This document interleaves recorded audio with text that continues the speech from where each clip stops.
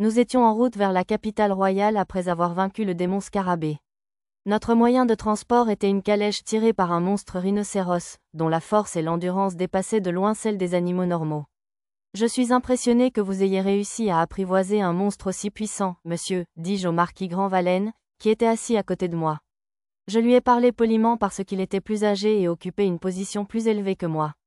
C'était tout un défi. Mon domaine mène des recherches sur la domestication des monstres depuis des décennies, et ce n'est que récemment que nous avons obtenu des résultats concrets. Il était logique que les connaissances sur la domestication des monstres soient rares. Les monstres augmentaient toujours en nombre lorsque le roi démon apparaissait, mais ils ne disparaissaient jamais vraiment. Ils avaient du mana, ce qui les rendait plus résistants que les bêtes ordinaires. Il y a toujours eu ceux qui voulaient les apprivoiser, mais leur nature violente rendait difficile tout progrès dans ce domaine. Avez-vous également domestiqué d'autres types de monstres? J'ai interrogé. Non, seulement des rhinocéros. Chaque monstre est différent. Ceux-ci me suffisent. Ils sont également très utiles sur le champ de bataille. Je peux imaginer. Je ne voudrais certainement pas rencontrer une telle créature au combat. La peau du rhinocéros était si épaisse qu'il ne sentait même pas une flèche ou une lance. Si plusieurs d'entre eux chargeaient en groupe, ils briseraient probablement la ligne de défense d'une armée. Je crois que les arts de manipulation des monstres de la maison Grandvalen sont tout aussi précieux que les arts médicaux de la maison Tuatha-Dé, se vantait le marquis Grandvalen. Je suis d'accord avec toi, répondis-je. Très bien, c'est assez de bavardage. Je devrais peut-être faire quelques préparatifs avant d'atteindre le château royal. J'ai besoin d'informations. Marquis Grandvalen, vous avez déclaré plus tôt que des préparatifs étaient en cours au château royal pour célébrer notre victoire sur le démon. Des plans spécifiques ont-ils été mis en place pour après notre arrivée? C'est vrai, il a été décidé à la hâte qu'une fête aurait lieu dès que la nouvelle de votre exploit parviendrait au château. Le plan est de l'organiser dans 4 jours. C'est pourquoi mon aide a été demandée. La lame Carla a même dit qu'elle souhaitait vous inviter au sanctuaire. Il était peu probable qu'il soit possible d'atteindre le palais en 4 jours en calèche. C'est pourquoi les services du marquis Grandvalen étaient nécessaires. Ce qui m'inquiétait, c'était la célébration. Personne n'aurait pu croire si facilement que nous avions vaincu un démon. Et qu'a-t-il dit à propos du sanctuaire et de la lame Carla? La lame Carla était une personne de haut rang. Pourquoi le gouvernement central a-t-il cru à mon rapport? Je ne sais pas pourquoi il croirait que quelqu'un d'autre que le héros était capable de vaincre un démon, ai-je demandé. Je ne sais rien de cela. On m'a seulement dit de transporter le saint chevalier jusqu'à la capitale, Sœur Lou, répondit le marquis. Je vois. Alors, cela vous dérange-t-il que je vous demande si vous croyez mon rapport? Bien sûr que je te crois. Nous sommes alliés, après tout. Alliés? Le marquis Grandvalen a souri de manière suggestive et m'a murmuré à l'oreille. Je soutiens également les ambitions de Nawaz. Nawaz était le fils de l'un des 4 principaux duchés et un de mes camarades de classe. Il aspirait à changer le pays. Je savais que Nawaz rassemblait des alliés à la Royal Academy, mais je ne pouvais pas croire qu'il était capable de convaincre quelqu'un comme le marquis Grandvalen. Après cela, j'ai continué à sonder le marquis.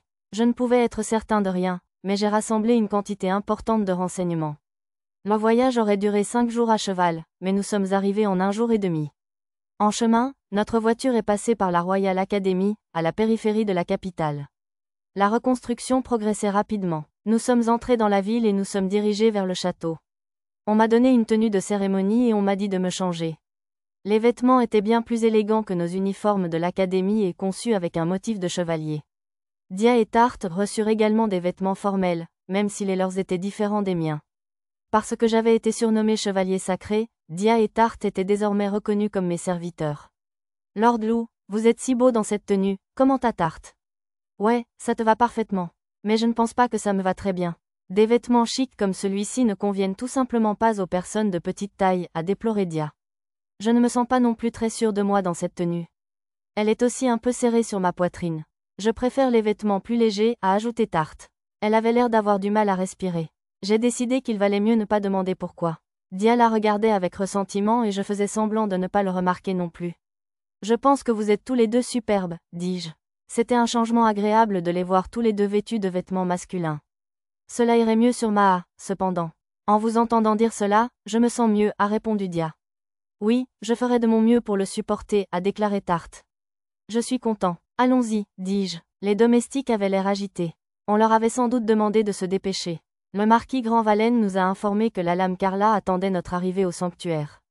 La lame Carla n'était pas le nom d'un individu mais plutôt un titre hérité appartenant à la plus haute vierge du sanctuaire de l'alamisme, la religion nationale. Un serviteur nous a conduit Tarth, Dia et moi à travers un passage caché du château jusqu'à une chambre à l'atmosphère mystique. Des vitraux avaient été installés dans les murs, ce qui était rare dans ce monde, et des piquets antiques contenaient des bougies qui les éclairaient.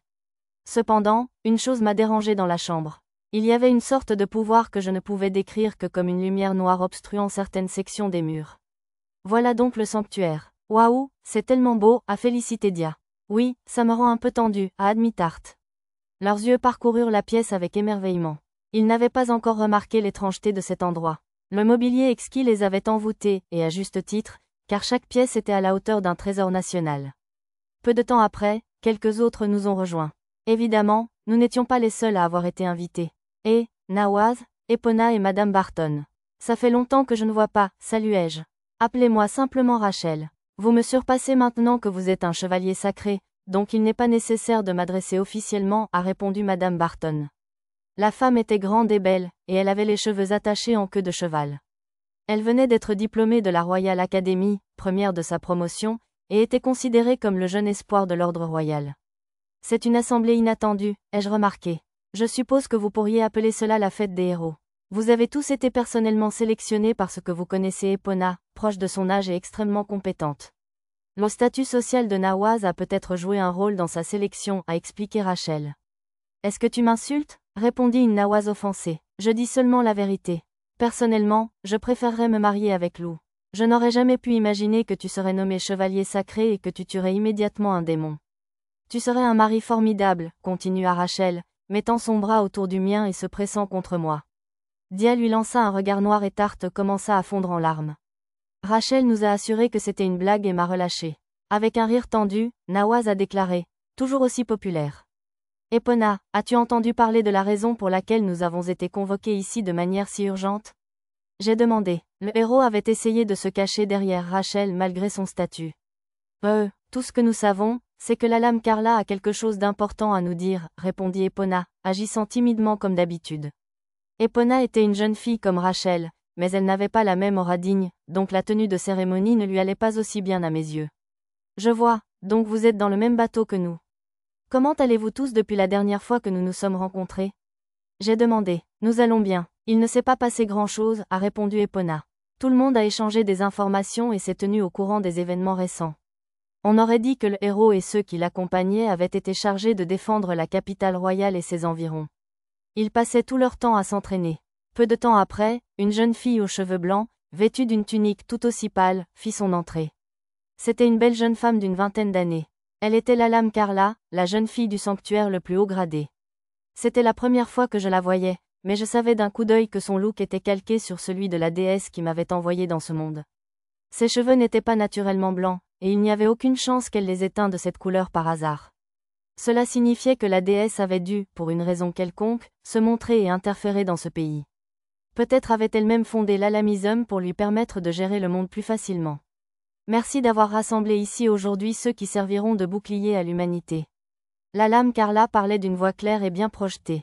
Elle avait évidemment été formée à la prise de parole en public pour s'assurer que ses paroles atteignaient le cœur des auditeurs. La religion est une question spirituelle, mais les moyens de la diffuser et de favoriser la croyance reposent sur une logique froide. Le comportement, la vocalisation, la façon dont elle occupait le temps et bien plus encore de la lame Carla ont tous été méticuleusement calculés. Vous avez tous été invités ici aujourd'hui pour que je puisse partager avec vous un secret. Soyez témoins de la vérité, élu, a déclaré la lame Carla. Sur son ordre, les bougies furent toutes éteintes et l'obscurité remplit la pièce. Plusieurs points sur le mur brillaient faiblement et la lumière noire qui les entourait disparut. La lumière provenait de statues placées à intervalles réguliers le long des murs. Il y en avait 8 au total, chacun représentant une combinaison grotesque d'hommes et d'animal, dont un serpent, un cochon et un scarabée. Les sculptures du cochon et du scarabée étaient d'une teinte différente des autres. Alors que tous les autres étaient verts, ils étaient visiblement rouges. Ça ne peut pas être une coïncidence, me suis-je dit. Il y avait une statue représentant chacun des 3 démons que j'avais rencontrés jusqu'à présent. Que le cochon qu'Epona avait tué et le scarabée que j'avais tué soient les seuls rouges n'était pas un hasard. Il y a 8 démons au total, et 2 d'entre eux ont déjà été abattus. Votre travail consiste à tuer les 6 autres et à mettre un terme à leurs efforts pour faire revivre le roi démon. Le gouvernement a dû croire mon rapport car ces statues étaient liées à la vie des démons. Mon compte n'avait jamais été nécessaire. Ils étaient déjà au courant de la disparition du démon. Cela mis à part, pourquoi s'agit-il d'arrêter les efforts des démons pour faire revivre le roi démon? Cela signifie-t-il que le roi démon ne peut pas revenir naturellement et exige que les démons effectuent certaines actions pour les ramener à la vie? Pourquoi on me dit ça maintenant? Ce n'étaient pas non plus les seules questions qui me préoccupaient. Si j'avais su que ces 8 statues existaient, j'aurais été mieux équipé pour identifier les démons. Une telle connaissance aurait été inestimable au combat. Pourquoi ne recevions-nous ces informations vitales que maintenant? Donner un sens à tout cela était difficile. Les lumières se sont rallumées et la lame Carla se tenait là, souriante. Apparemment, elle n'allait plus faire de bénévolat par elle-même. Me tournant vers elle, j'ai pris la parole.